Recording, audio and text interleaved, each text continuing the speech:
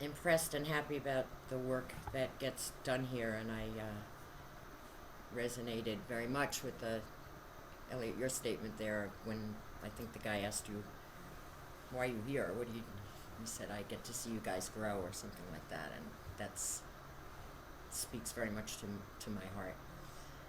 Um,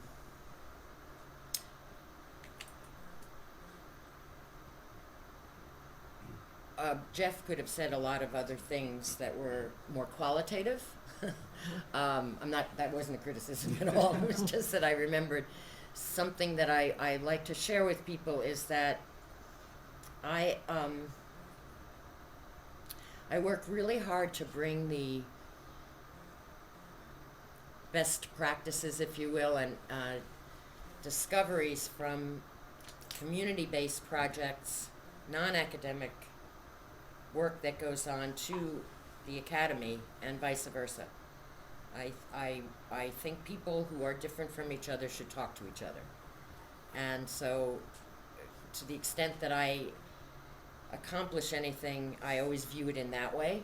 Am I creating new relationships? Am I helping to facilitate relationships and create conversations between people who ordinarily wouldn't talk to each other because of societal silos? And in a way, the book grew out of that, or I mean, I think it actually grew out of that, the idea for it, as well as the finished product.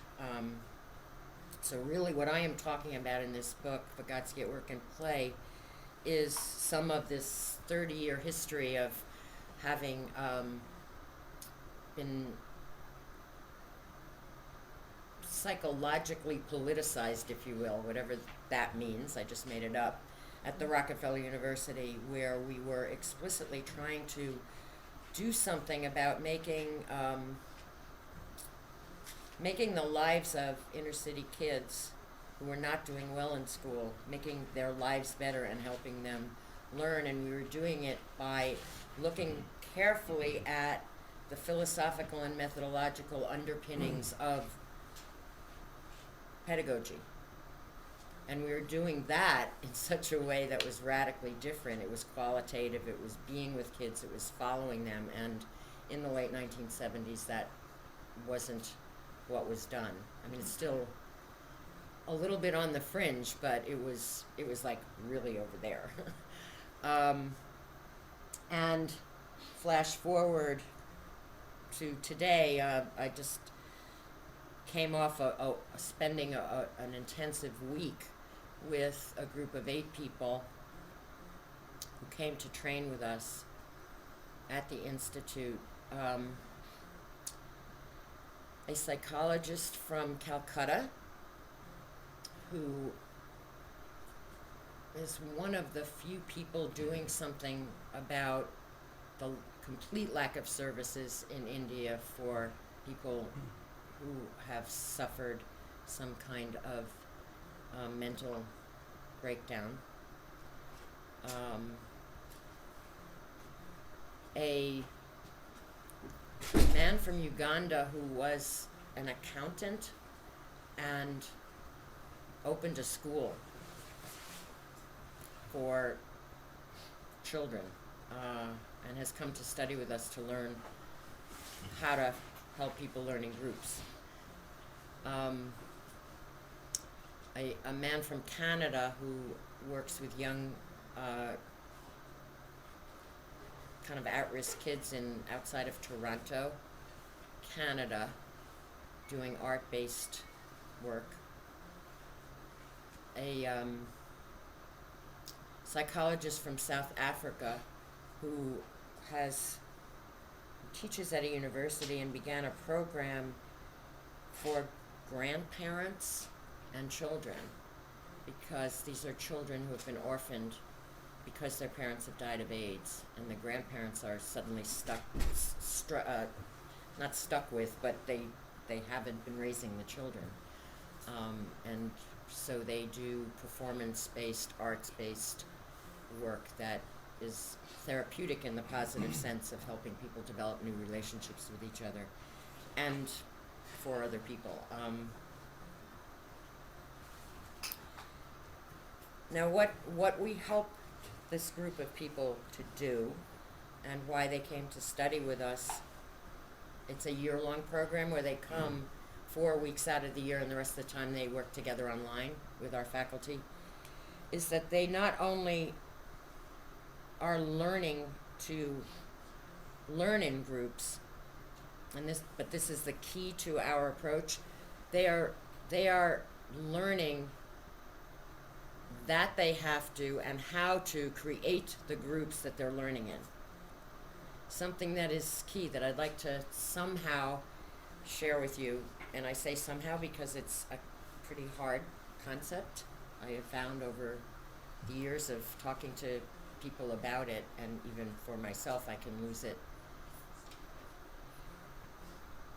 is what Lev Vygotsky called a zone of proximal development, and how you create it, which is that learning and development happen by people creating the environments for that to happen. And that it's not a linear relationship. You don't create the environment and then 10 minutes later, a year later, now we can learn in it. It's not like making a swimming pool and then jumping into it. It's all together.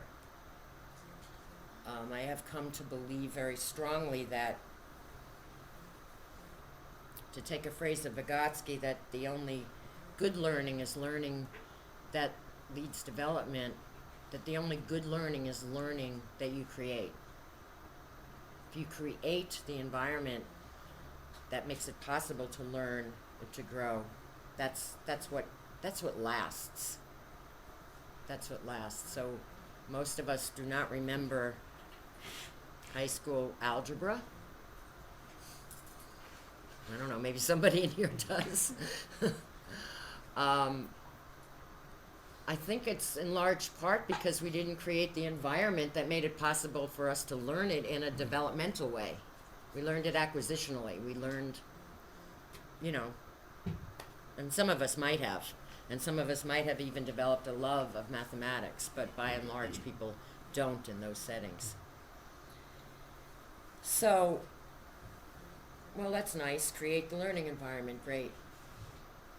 How? What kind of learning environment should we create is most effective? I know that Jeff told me this is, in a way, the topic is learning in groups. What kind of groups? What is a group? Does a group need to be created in order to learn in it? What kind of learning? All kinds of deep questions came to my mind when I just thought of learning in groups. In fact, one of the programs that the Institute offers is called GroupWorks. And it's not just about learning in groups, but it's for anybody who works with groups, which pretty much is anybody. But it's definitely for professionals in all different fields. And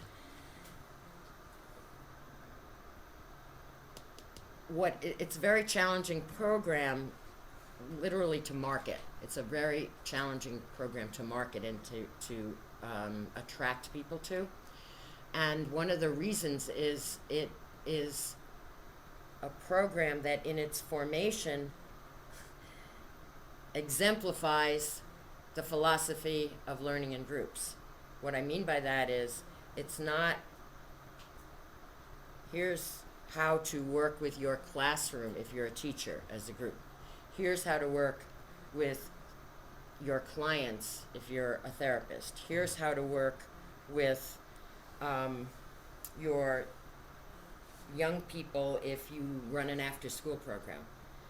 One of the centralities of how I understand effective group learning is that the group needs to be as diverse as possible, as heterogeneous, as diverse as possible. This is one of the most challenging aspects of our work to traditional mainstream psychology and education. So if I were in charge of the school system, well, I probably would abolish schools, but then I would be out of a job. If I didn't do that, I would definitely not have grades. Vygotsky teaches us, even though he wasn't talking about schools, that a zone of proximal development, which is the space, the environment, the activity in which people learn developmentally, works because there are people at different levels of development, different levels of knowledge, different backgrounds, different histories. And he has a very, very moving part in one of his books, which has the unfortunate title, remember it was written in the 1920s, the unfortunate title of The Fundamentals of Defectology.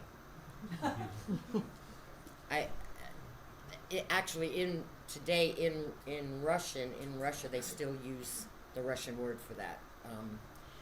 What he's talking about in this 300-page manuscript is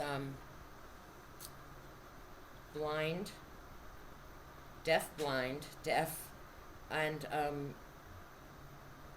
mentally retarded people.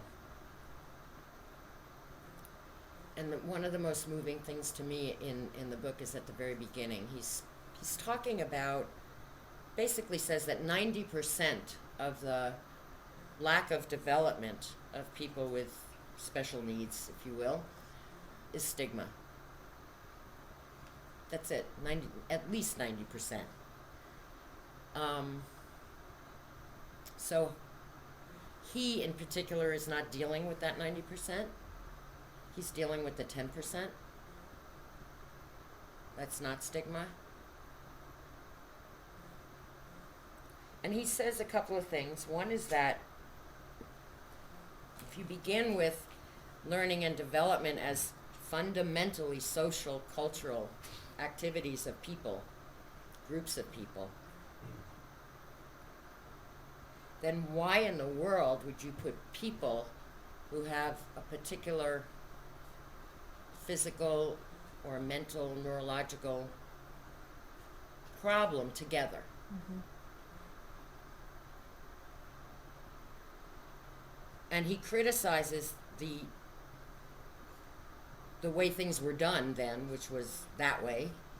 And he says, he's talking about mentally retarded people, and he says, if you put people together that are pretty much the same, and all you do is try to teach them the basic skills of living, how to tie your shoes, how to, comb your hair, they won't develop. You have to have them participate in creating a zone of proximal development. You have to have them participate in creating the environment where they will have to stretch, where they're supported to do something that they don't know how to do, where they're supported to do something that is beyond them. And so you want a group that's heterogeneous. You want people with different skills and different levels so that you can create that environment and give them the support to use another phrase of Vygotsky's that's very important to us, perform a head taller. So you look at natural development of babies, of young children, and you see that we create in our families a, if you will, performance stage for them to perform as speakers of the language in the home before they know how to speak. They babble, and we relate to them as speakers. We have conversations with them. We play these games with them, these language games with them. And so they learn the language not by being taught it, not by being given a dictionary and a grammar book, but by engaging in a relational activity with us where we relate to them a head taller than they are. So this concept, a head taller, you gotta have somebody else there who actually is a head taller if you want to create an environment where people can be a head taller. Now, what does a head taller mean? Well, you could be a head taller in one thing, and you could be a head taller in another, and you can be a head taller in another, and even the person you're trying to help, if you will, can actually be a head taller in something else. We all are very, very different in our skill level and our level of development, if you will. Our capacity to give expression to how we're feeling, our capacity for remembering facts and figures, our capacity to write. If you just look around this room, I mean, we could probably spend the whole day discovering what it is that each person here has to give to the group here to create who knows what. I don't think we do that enough as human beings. Just kind of relax and discover what it is that we have to give to create a zone of proximal development.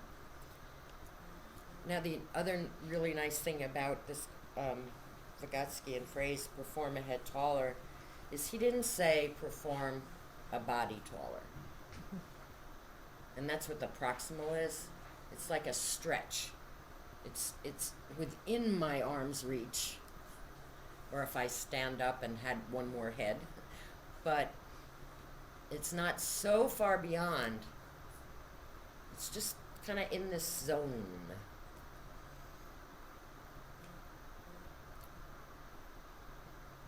So this idea of performing a head taller, very interesting. Performing, what's that mean? Does that mean pretending? Does that mean acting? Does that mean not being true to who you really are? Well, yes, indeed. It does mean not being true to who you really are.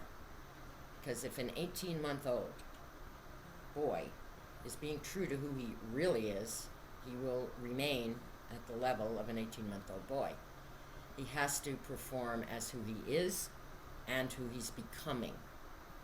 That's how I understand perform a head taller. It's like within your reach, and it's where you're going.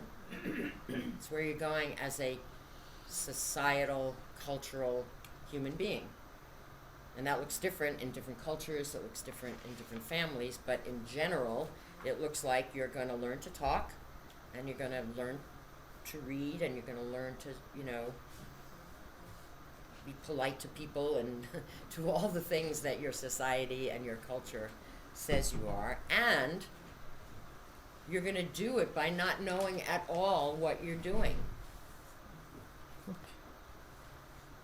The beauty and the paradoxicality of human development is that we all begin, and up to a certain age, depending on the culture, we are absolutely supported to keep taking risks and doing what we don't know how to do with the support of others who do know how to do it. Mm-hmm. And at some point, usually school age, something flips. And we're no longer allowed to perform. We now have to behave. And it's a tragedy, I think, of pretty great proportions that we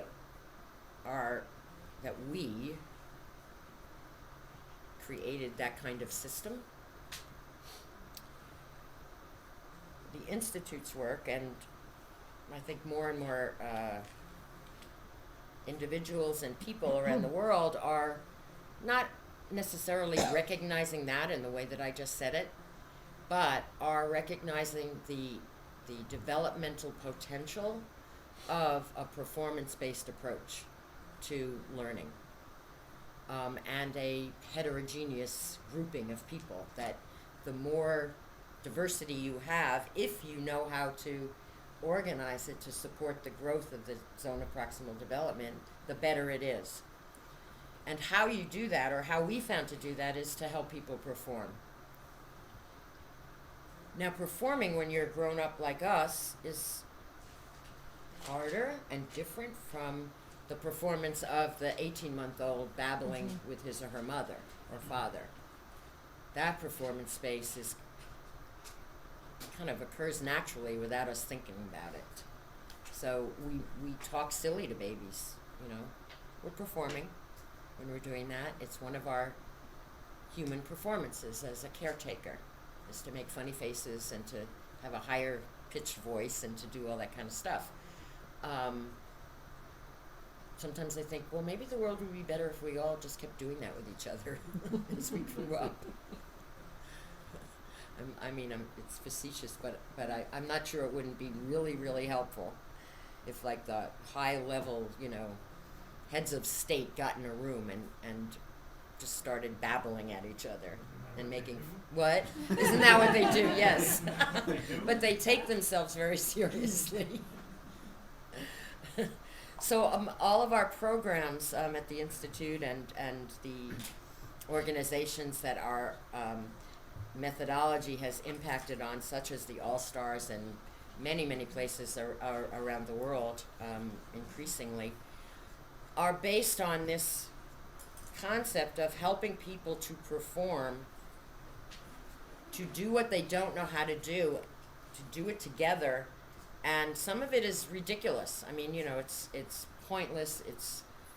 It is getting up on a stage and creating scenes about being on another planet.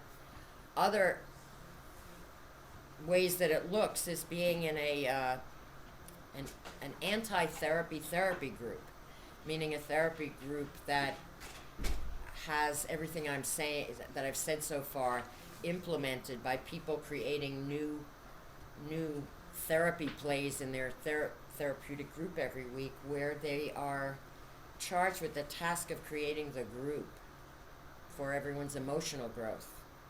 Completely non-diagnostic, non-didactic, non-medical, all focused on you can grow if you grow the group. So learning in groups to me means grow the group that you're going to learn in. And don't worry, you'll learn. I want to open it up, but I want to show you two short clips from a video that just came out last week. It's called Lev Vygotsky, One Man's Legacy Through His Life and Theory. And on the bottom it says, psychologist, philosopher, pioneer. I recommend that Fountain House get this video and watch the whole thing. It's almost 2 hours long. It's made by a British Columbian woman who is a filmmaker and also an adult educator. And it's taken her about 2.5 years to make it. The first part is a wonderful history of Vygotsky's life. He died when he was 38 years old of tuberculosis in 1996. No, he died in 1934. And his work was suppressed until the 1960s. It's actually suppressed longer than that in the Soviet Union, but things snuck out to other countries. The second part is theory, and the third part, where I'm going to take these two clips, is practice. And the filmmaker has included about 7 or 8 different contemporary Vygotskyan practices around the world. I'm very happy to be in it, in all 3 sections. The section I'm going to show you is a little bit of an interview with me and then some projects. And I'm also going to show you a section from a town outside of Moscow where, well, you'll see what it is. It's deaf-blind children. I believe that it starts with a little bit of theory from one of the main American Vygotskians. So we're going to Butterflies of Zagorsk. Zagorsk is the name of the town.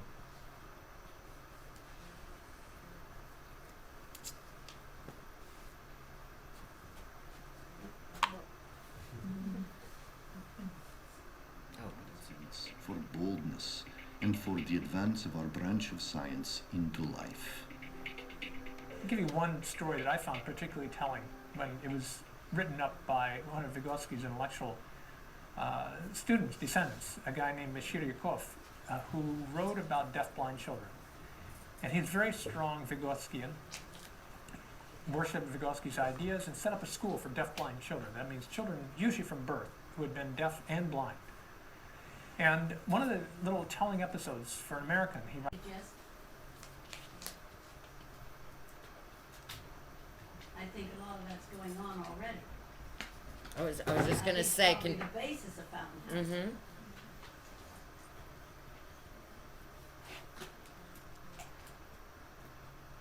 Mike, I'm glad you said that, because I was gonna say probably you should continue doing what you're doing. I know that in this may be helpful in our. But I still think I know sorry. that there are isolated people here at Fountain House who are not in a group, for whatever their reason, Mm-hmm. need to somehow be put in a group or get into a group. Yeah. I How do you accomplish that? Right. Well, one thing is that there's this relationship that I have learned between like what you're doing and how you think about and understand and talk about what you're doing. So for us, the language that I'm using today, performance, a head taller, play, zones of proximal development, creating the environment, actually helped us to advance and deepen how we were doing what we were already doing. It's like, again, if you want to go back to the baby who's learning a language, I think that learning a new language, and mine is just one of them. I mean, you could find some other theoretical language. Playing with that language is very growthful. I think it's very growthful for staffs and for participants. So people who are, let's say, isolated and quote, aren't in a group, how do you work to create the environment here where everyone who wants to has the opportunity to participate in a group? And how do you create the environment that will create new wants? You know what I mean? Like, we're not born with the wants we have at age 1, 2, 3, 4, 20, 50, 96. Our culture and our relationships with each other and our technology and all kinds of things create what it is that we want. So part of it has to be creating an environment where people who currently don't want something or have no awareness that they could possibly get it can begin to be included. I don't know how you do that here. I don't have the answer to how, but I do think there's a creating of wantings that has to go on. I think what you're saying is that we have to use the word, you can be a head taller, and some of these words, that we get it into the staff and the old timers' vocabulary, and use it with a young person that's coming in. I think that would be a great experiment. I mean, it may not be, yes, I think that would be fantastic, and then you all together would probably create new language. Specifically for people who are on meds and aren't taking them, or What? Yeah. I mean, I'm so glad you asked the question, because I do think playing with language is something that probably you don't do that much, and you could do, and it's not like a huge, what am I trying to say? It's not a huge leap. It's not a. or there could be a seminar in just talking about meds and how do we talk, what vocabulary do we use about it, and its effect on our sexuality and things like this.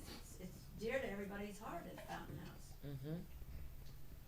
I think the society though, in the educational system, tends, as it is set up, tends to mitigate against playing with language. Yes. I mean, this is what it means, this is how you say it, Mm-hmm. this is how you write it, it's all prescriptive. Absolutely. And that I think is so stifling. So how do you play with that? I mean, when I teach a lot of people how to, more creative ways to teach. And actually, whenever I teach using, when I tell people, I mean, often, and this is not a particularly hard book, but some of the books that I and Fred Newman and I have written are very, very difficult. Academically, you know, they're really highfalutin stuff. So I have people lie on the floor with their heads together and like making a star, right? And hold the book above their head and open it to a random sentence and read it in a ridiculous way. Playing with the language that you're not supposed to play with. You know, it's like a sacred text, especially because I'm in the room and I'm one of the authors. And I just create this thing where they can play with what is supposed to be true and what is supposed to be sacred. So I don't know if you should have your folks lie on the floor with their heads. It's up to Elliot. Let me tell you. Or you open the book and you pick 5 people out and they have to like read the paragraph and perform it in whatever way they want. They can read it loud, soft voice. They can repeat sentences.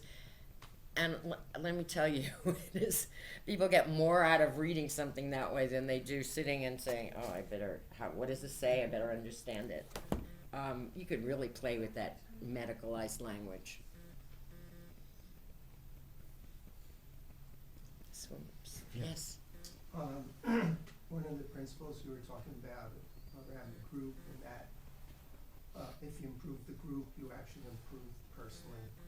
And there was one way of getting at this, which was sort of theoretical, you know, in terms of our culture, this Judeo-Christian culture of the soul. The soul is not developmental, it actually is. Are there other, maybe more practical ways of thinking about this that would help people within a culture that thinks the so exploits or so loves the individual, to help them understand that it's within the group that they become a person? More than theoretical. I mean, I can understand the theoretical thing. Most people don't approach it that way. Most people approach it and they come here, they say, well, I need housing. Okay. Or, you know, my doctor's saying it. Right. You know, they see it as something. Our culture defines people with disabilities as consumers, people who take for themselves. So we live in this omnipresent culture of the individual. Yeah. How do you help, or how do you start dealing with that when people walk in the door and you gotta join the union?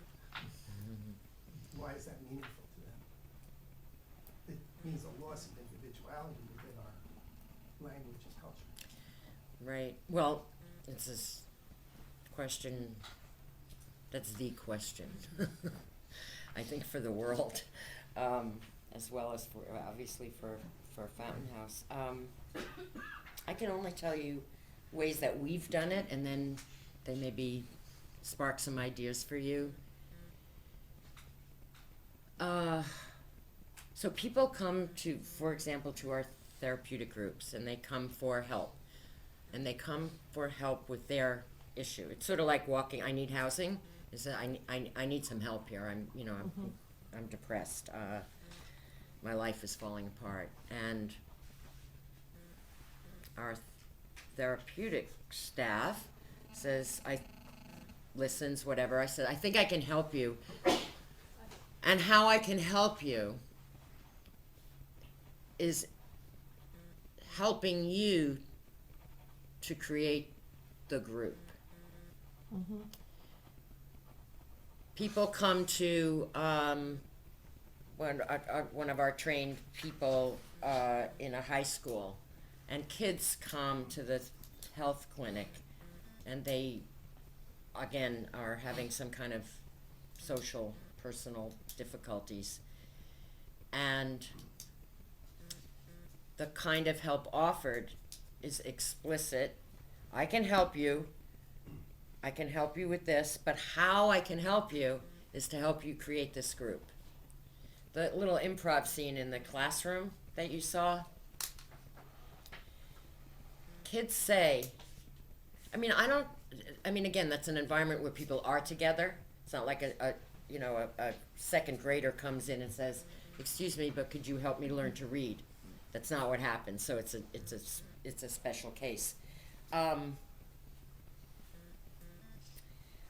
think that part of it has to be engaging somehow in the conversation with the person who comes and says, "I want housing," and you say you have to join a unit, and he says, "How come?" Is engaging the very thing you said, that in our culture, a group is seen as a place where you lose your individuality. And that is just not the case. So, but you can't say that's not the case to the person. It's like, how do you engage in that conversation? You say, "Gee, how come we always think of one in opposition to the other? Let's explore that. Do they have to be in opposition? Does a group have to be in opposition to the individual?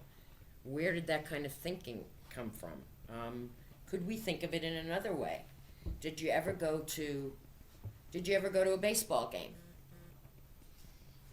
Yeah, I went to a baseball game. Well, you know how sometimes you're focusing on the batter, and sometimes you see the whole thing? You can see the whole group sometimes. It's a perceptual thing. When you see the whole group, you don't lose the individuals in the group. I mean, you should try some visual things today. I often think of it as watching dancers. You can focus on the individual, but you could also learn to see the group. And seeing the group is a whole other thing. It's not a denial of the individuals in the group. It's just other. So I don't know how you have that philosophical conversation. You have to find your own language for it, but I think you have to do it. Wait, Kendall has a question, last question. Well, I don't have to take off what you're done. No? We can take one more Yeah. question. We have time. I just think that I think it's fascinating, but I think what's really interesting is it sounds like, relating it to Alan's question, essentially we're talking about the creation of a new subjectivity, at least in terms of how we understand things in this culture. Yeah. And I know Vygotsky wrote pre-revolution, right? No, he was writing, I know Stalin kind of did away with him because of the way he thought, so he's writing out of a different context. And I wouldn't go as far as talking about there's no soul, but that's another reason. But I think it's an interesting sort of ontological switch. But I think what we miss sometimes is, because language constructs our worlds to a large extent, when we speak, everything we say, we're not saying something else. And so even in the context of Fountain House or anywhere, as we speak things, we codify them. We sort of make them into statements that we can work with. And I think it's the space between language, the spaces between words, where the interesting stuff happens. And the question then becomes, how do you get there, but how do you reach those spaces in a world that lives in the words? Like, how do you bring those together? And what I think is really interesting is the work is being done, it's done here every day. And so when that person comes in who's isolated, if we respond to them as, "Oh, you're an isolated individual," and say, "You want housing, that's what we'll do," then we've failed, because we're reaching them at the same place that they've been assumed to be. We're not standing as head taller and saying, "Come and be part of us, join us, and let's work, somehow together to broaden this, to do more." It's sort of like, "Well, we'll meet you there, that's your minute." That's sort of I don't know quite how to say it, because I've only got 10 minutes to think about But I think we do it every day, but I also think it's done in the academy every day. Davidson and his principle, of radical interpretation and principle of charity, and basically the idea that we share more than we don't share. So we can talk to each other, even the person who's most remote from us. There's something in language that allows that. Or, there's just a million things. And then it's also being done, I was talking to someone, the Brandeis High School, I'm not from the city, so I think that's the name of it, up on Upper West Side maybe, is being Yeah. split Up on into 83rd Street. 84th. It's being split into 3 schools or something, which to me is, I'm from the Midwest, we don't do that, but that's like a bizarre concept. But it's into smaller, I think, sort of targeted programs, and it's another way to sort of channel different ways of learning in some, I don't know if that's the philosophy behind it, that's sort of the hope. But, so it's happening in the academy, it's happening in the educational and political sphere, and it's happening in the it's just, how do we talk to each other? So I think it's actually not as, it's here, it's just we have to stop divorcing disciplines Right. and just keep them together. And it's actually really exciting. It's really exciting. Yeah. And it's exciting to hear you say it's exciting. It's great. Yes. Thank you. I want to thank you very much, Thank Lois. This you. was Thank great. you. A real pleasure for us. And